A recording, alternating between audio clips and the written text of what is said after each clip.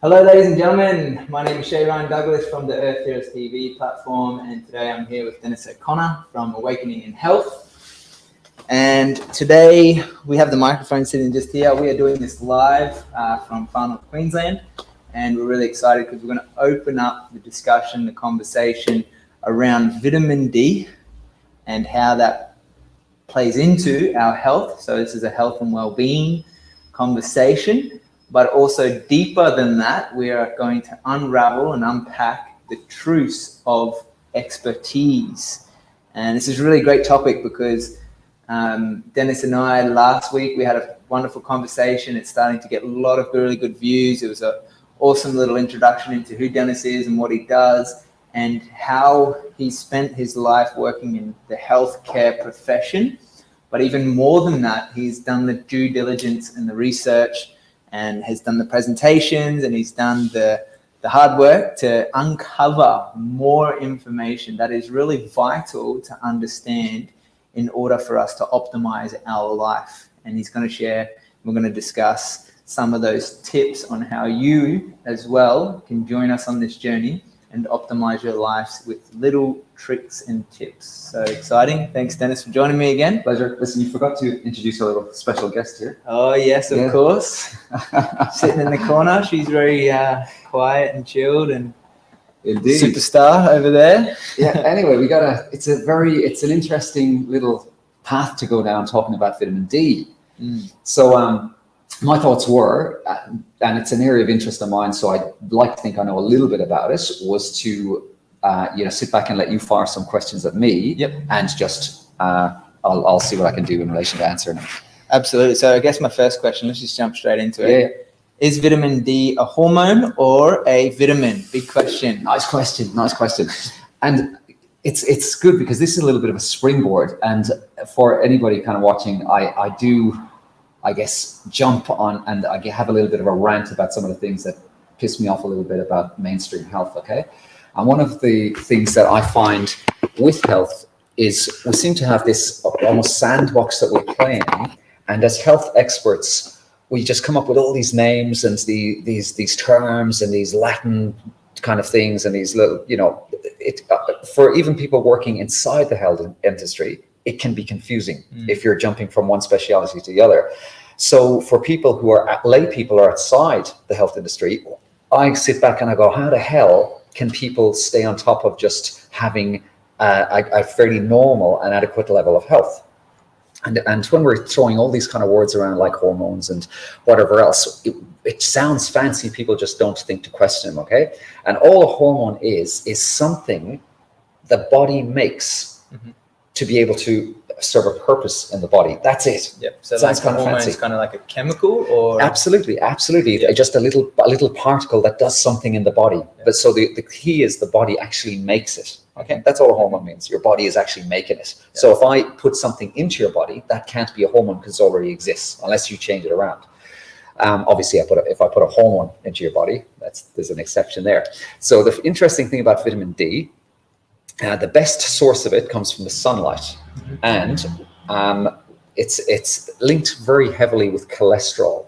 And cholesterol is something that's been absolutely demonized very, very unfairly. Cholesterol is one of the most important things in the world. Our bodies are made of it, essentially. Okay? I was always on the presumption that cholesterol is bad and I should avoid it, and it makes you fat. How much do you want us to segue here? We'll get back to the vitamin D question. Okay, and I'm just going to, and this would be another interesting talk later. And this really pulls in a few things that we're both very passionate about. Essentially, cholesterol was demonized in around the 1970s, 1980s by the sugar industry and the processed food industry to blame the problems in health on cholesterol. And all these problems are actually related to sugar and processed foods. Okay, and it's actually quite incredible the amount of good research that's been buried about the fact that cholesterol is really important and good for you. Okay. The other problem we have with cholesterol is we have this term. It's called idiopathic hypercholesterolemia. All it means is your cholesterol is high, and idiopathic just means we don't know what's caused it. It's a great example of these things we throw around that sound impressive, and you have poor John going to the doctor with now his diagnosis of idiopathic hypercholesterolemia, and he tells his family, and people go, oh no, poor you. Okay, the problem is we have to identify what's causing the high cholesterol, and it's usually some sort of toxicity. Right. And a high cholesterol means your body is trying to do something to repair itself. And what are we doing? We're stopping a repair mechanism, okay, without stopping the cause of what's making the cholesterol high. So this brings us nicely back to vitamin D. Yeah, where's the link? Our skins are actually made, cholesterol is underneath our layers of skin.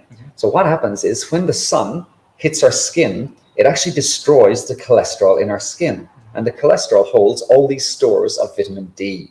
And then the vitamin D comes out into our bodies, and it's responsible for making just about every other thing in our bodies. It is so pivotal, it's just not funny. There was an excellent woman who I kind of stumbled across about 4 or 5 years ago, Dr. Stasha Gomanak. And she did sleep clinic research. And some of the things, she's got a few YouTube discussions on this, and some of the information that she delivers is quite incredible. And she breaks down the lack now of sun exposure compared to what we're doing in the last 100 years or so and to prior.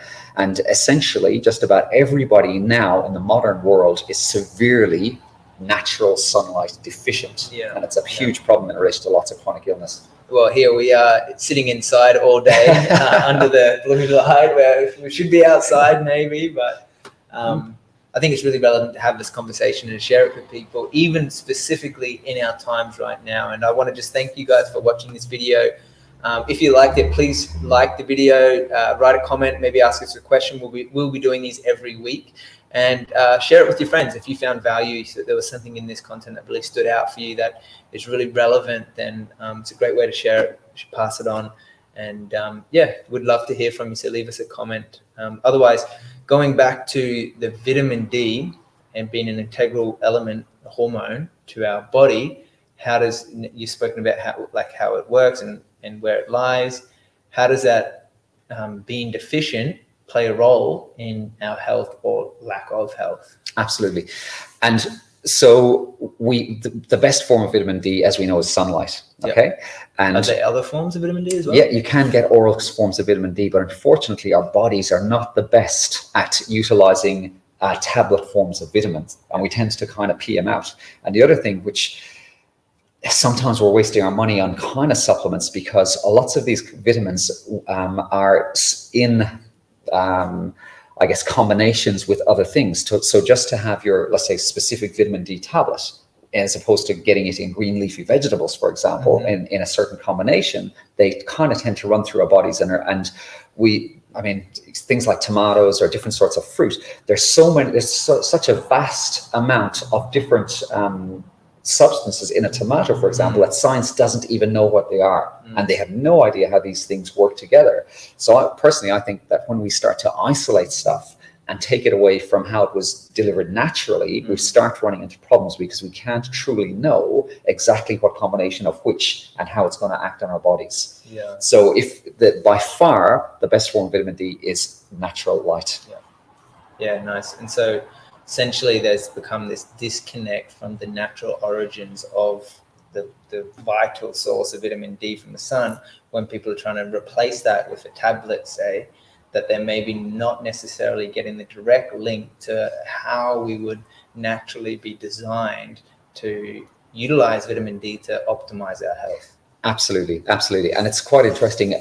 Even light exposure is just a whole other conversation, which is so important. But when we think that vitamin D is released when sunlight hits our skin, but then when we also think that blue light stimulates a cortisol response, which keeps us awake. So the light itself is not just about vitamin D. There's so many other really, really important aspects of just being in sunlight. And there's a branch of medicine which has been around for a little while now, but it's so niche, but it's starting to gain a little bit of traction. It's called circadian medicine. And quite simply, circadian rhythms are just the rhythms that we have basically developed over our evolution as mankind to work with the sun going up and down. And our bodies are just these incredible things. I mean, for example, our gallbladders, people don't realize this, you know, when we say that sleep is really important and you got to go to bed at specific times, but our gallbladders actually have a little switch that switches on around 10 p.m. to 11 p.m. to about 1 a.m. So if you're going to bed after 1 a.m., you're missing out on a really important little organ, which basically your gallbladder carries bile inside it. And what it does is it actually facilitates the absorption of your fat-soluble vitamins. So if you're an insomniac, or if you're partying all night, you're missing out these really important processes. So not only is natural sunlight and sunlight exposure important for these things switching stuff on and off, but again, it comes back to this incredibly important hormone called vitamin D. Yeah, awesome. Thanks for sharing. Something that was coming up for me in that whole conversation and what's relevant in my life is I've had seasons where I've worked in a bar late nights and slept long days. Yes. And now I didn't quite realize it at the time. Obviously, what I realized is my body has this tremendous ability to adapt, but over an extended period of time, I realized that my body was weakening. That's when I was most susceptible to sporting injuries. I wasn't my full energetic kind of high productivity and functioning self. And I really, really felt the effects of that because I underwent 3 knee reconstructions in that same period. And I was trying to really push the limits, but I was depleting myself and having late nights and long sleeping during the day and things like that. And I guess it's super interesting to see. And my question for you is, given the current state of our world with a lot of people on their screens, a lot of people on their phones up until late hours of the night, maybe gaming in the evenings, and even though we know the sunlight's energy is going to be good for us, how do we make that switch consciously to move away from not just the late nights for our gallbladder to do its job, but the blue lights triggering the cortisol in our body from the screens? Wow, I think if we found the solution to that, Shay, we would be just about running the world. Okay, and would we though, or would we? You know, who's really running the world? Power corrupts. Yeah, that's a deep question. I'd be turning evil. That's all I'm saying. Listen, what an intense and what a deep question. And essentially, there's again, and this is one of my problems with specialities. Specialities take us away from this word called holistic, which is looking at all parts of something, okay? Yeah. And when we're just focusing on specifically vitamin D, for example, or specifically cortisol, or specifically this, for example, we're missing the full picture, and we make a lot of mistakes in treating health. And so, for example, when you're talking about blue lights and screens and cortisol, people have this perception that cortisol is an evil a chemical in our bodies. It's not. Cortisol is really important. It switches off melatonin, and melatonin is the substance that keeps us asleep in our bodies.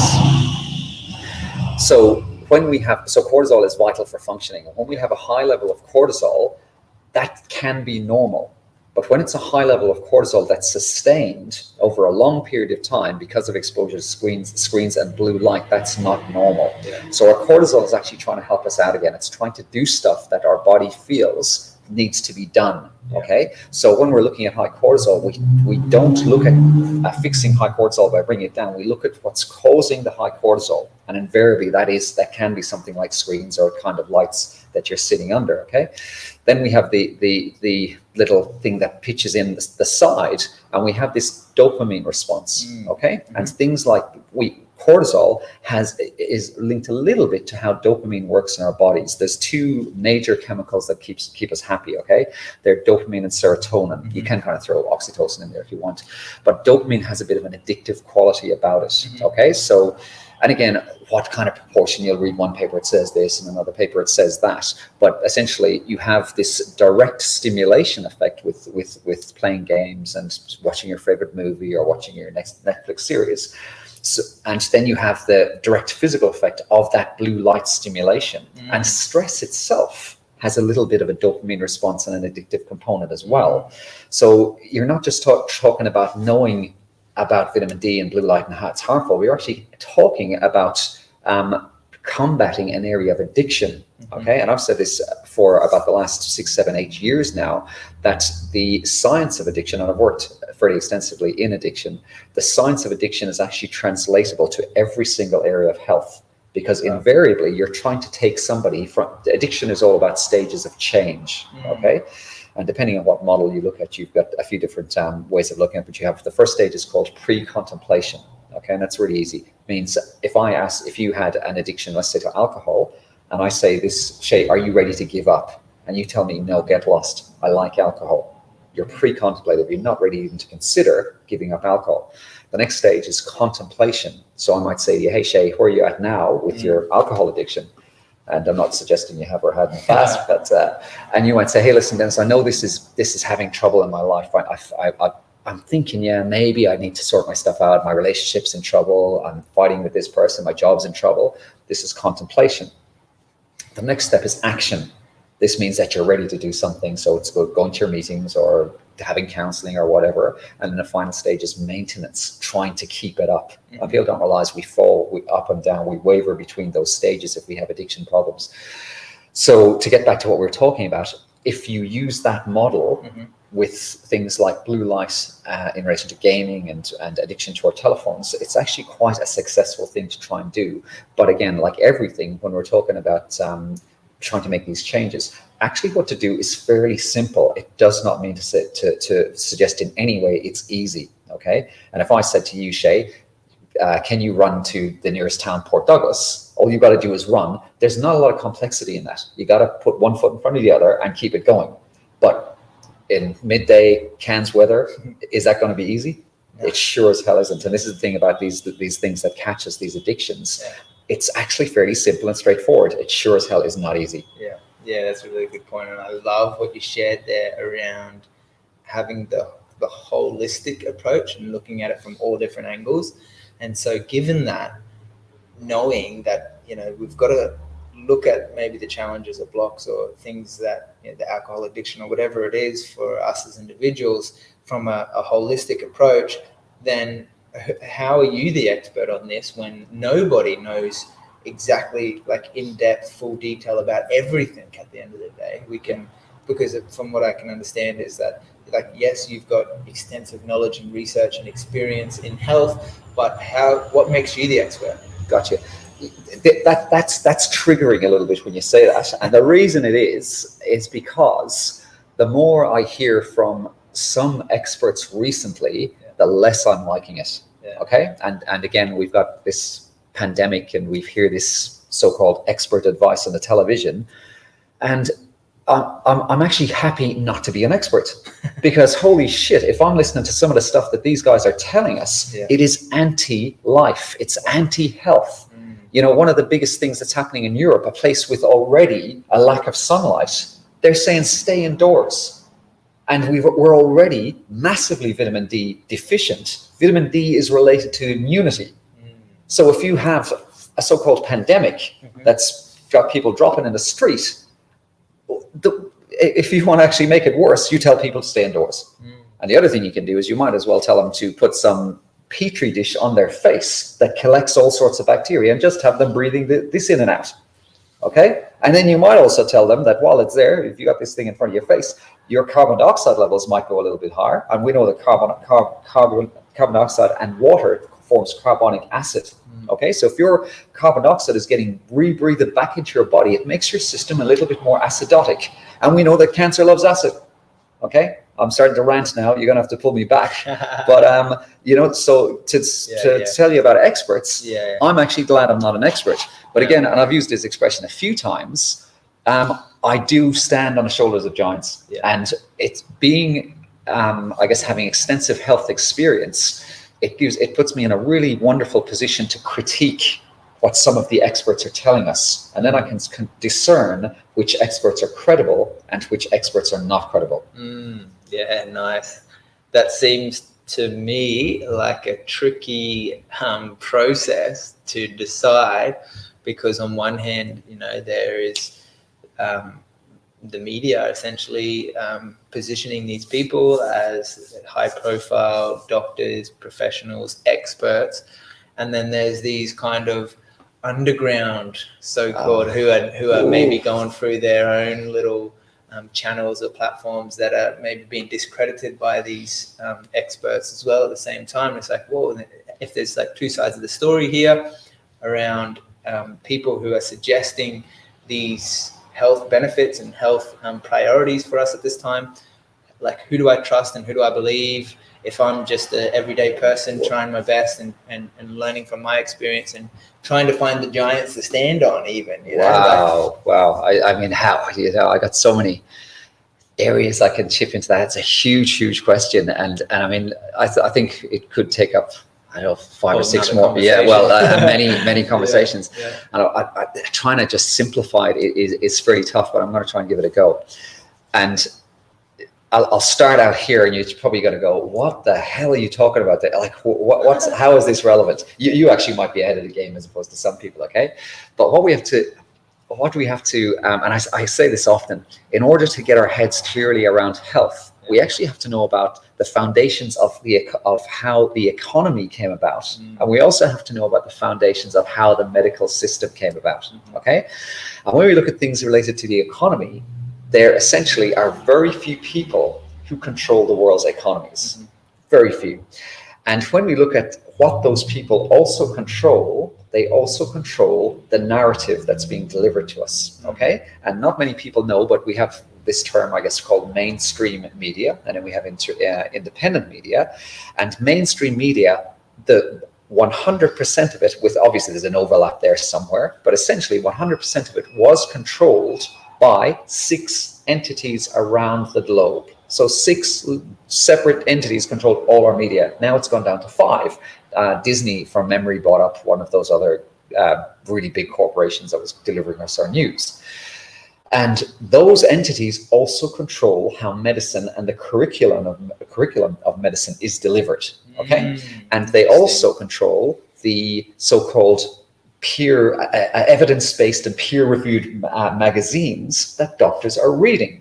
And something like 70 to 80% of clinical studies do not get published. And it's not the fact that the science behind them was invalid or bad. It's the fact that they don't promote a narrative which increases profits for these industries. Wow. Okay, so over the years, you kind of stumble across some people who are incredibly diligent, who look at some of this research and look at some of these results, and they tell people like me a counter, I guess, narrative, okay? And when you start hearing people who stand in their truth at the risk of their careers and their credibility and cite brilliant, and there's a difference between citing opinion and research. So in response to your question before, the people that I follow, they cite research and then they base their opinion on that research with credibility. And a guy who comes to mind, he's absolutely brilliant. I stumbled across him about 6-7 years ago in relation to his research on statistics. He's a Professor John Ioannidis from Stanford University, and he has been talking about this pandemic and the statistics behind it a lot as well. He's been doing fantastic work. And he put out what is considered, and I think it might still be, the most widely read medical paper in history, okay? Incredible paper. And essentially he breaks down the reasons why most medical research is severely flawed, okay? And his this was a paper in around 92, 93, the mid-90s. And essentially what it says, it pulls things apart, and it essentially came to the conclusion that something like 95% of all medical papers and research done was seriously flawed. Whoa. More than 90%. And the reasons, I think he listed from memory about 5 or 6 different reasons. Things like study size, unable to replicate the study, unable to keep the numbers of people in the study constant, people leaving studies, financial gain, lying, outright fraud, censorship, and the list goes on. So when you start looking at these kind of things, it certainly puts things into a very different perspective when we're listening at what some of these experts are telling us. And then the other huge concern I have is when you have these experts that are pitched in front of a camera, what are their motives? And again, we have other researchers doing really good work for us that show links between these TV personalities and a conflict of interest. So a lot of these guys you're seeing on television, they own their own companies that are delivering medical products that essentially they're promoting, or they have ties to pharmaceutical industries and they're getting grants off vaccination companies, etc., etc. Yeah. So then, given all of that, what are you promoting today? What am I? You're in front of a camera right now. What are your products? What are you promoting? a few different things. One of the things I'm promoting is what you're doing, which is Earth Heroes, and I love the fact that you are giving. Some of the we've got a huge overlap in the people we listen to, and some of those guys that are standing in their truth, you're giving them a platform here, which is absolutely fantastic, and this is necessary. And what I'm promoting is basically optimizing health. So, and I think, philosophically, if I can give more than, people are expecting, I'm happy. If it's free advice, it's fantastic. If it's direct contact with me, if it's access to some of my programs. So my programs, as you know from us chatting before, are based on essentially making huge steps forward in anxiety and depression. And again, that's a whole area that's actually quite straightforward to tackle. But it's not with medication either. There's a hint for anybody out there. Yeah, I love it, man. I must really express this. I really appreciate the work that you do in the world, and you come from such a humble place of you just want to serve people. You just want to help others. You want to help awaken people to understanding what their truth is and how to optimize their health. And I really, really commend you on that, man. So thank you so much for doing the work that you're doing. And with that, what would you suggest for someone who's watching from home right now?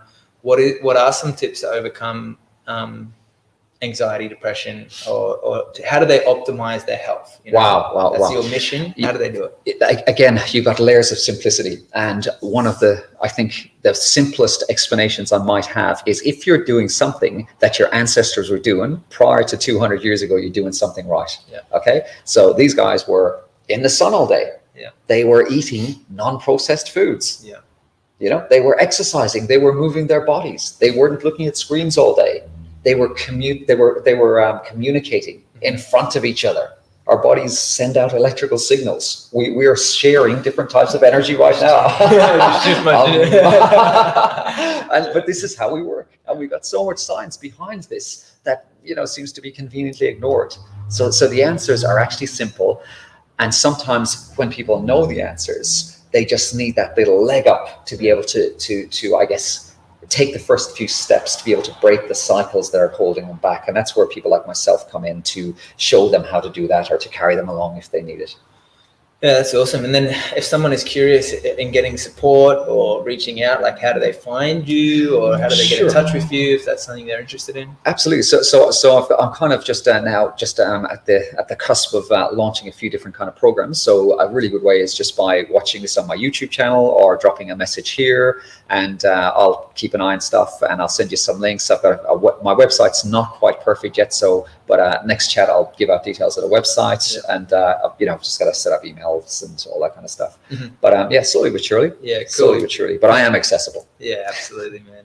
Thanks for sharing as well. I really appreciate you mentioning the platform Earth Heroes TV, which part of our focus is to provide a platform for health and well-being. That has been our primary focus, and looking at self-care, people care, and earth care as our three main values. And a part of that mission is providing a space where we can have an uncensored conversation, because something that has been coming up a lot with a lot of people that I know is becoming censored in what they're sharing, which is kind of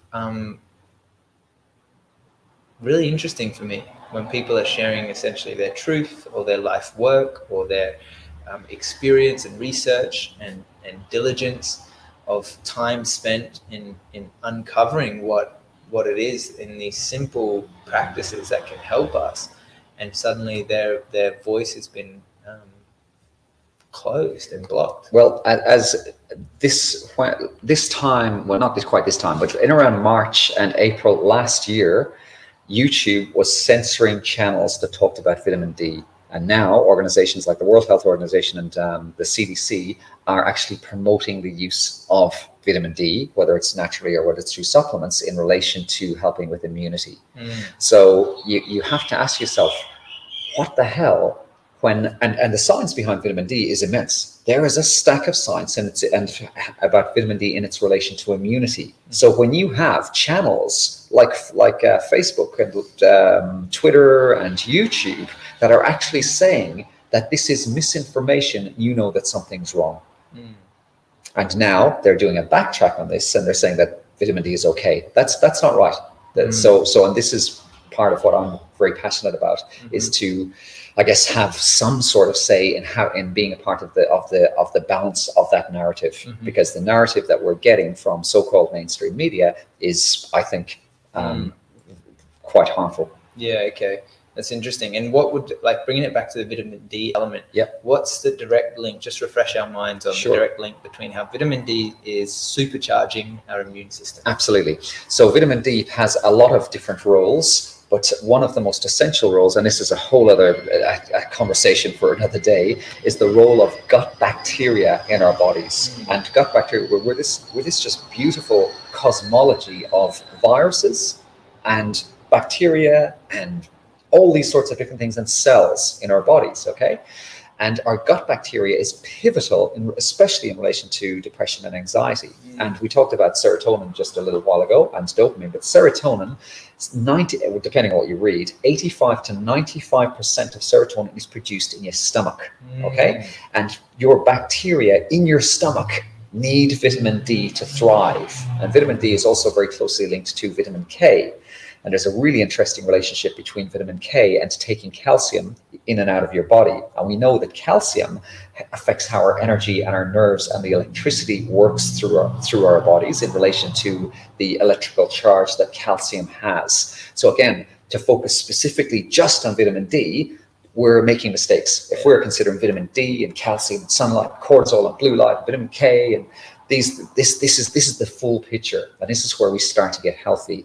And back to your question before about what we can do, fermented foods are high in vitamin K, things like natto and kombucha, kimchi, sauerkrauts, all these things are fantastic. They work hand in hand with vitamin D.